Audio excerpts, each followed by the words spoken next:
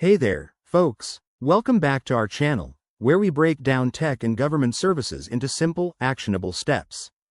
Today, we're diving into the topic that's on a lot of minds. How do I log in to my Social Security account for 2025? Whether you're checking benefits, updating info, or just getting started, this guide will have you logged in no time. Let's jump right in. First off, if you haven't already, make sure you have a My Social Security account set up. It's a secure way to manage your Social Security benefits online, and with updates for 2025, it's more user-friendly than ever.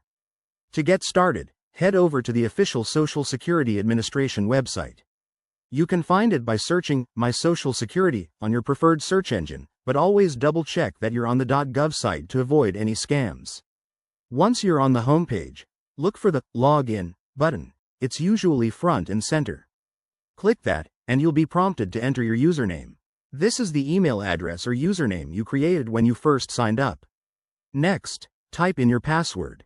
Remember, passwords are case sensitive, so make sure you're using the correct caps. For added security, especially with the 2025 enhancements, you might see a two-factor authentication step. This could be a code sent to your phone or email. Enter that quickly to verify it's really you. If you're having trouble, don't panic. There's a Forgot Username or Forgot Password link right there. Just follow the prompts to reset it, and you'll be back on track. After logging in, you'll land on your dashboard, where you can view your benefits, earnings statements, and more. Pro tip: always log out after you're done, especially on shared devices, to keep your info safe. The SSA has ramped up security for 2025, so expect things to be smoother and more protected. There you have it.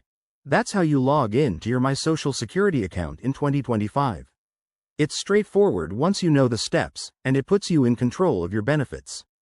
If you found this helpful, give it a thumbs up, subscribe for more tips, and drop a comment if you have questions. Stay secure out there, and we'll see you in the next video.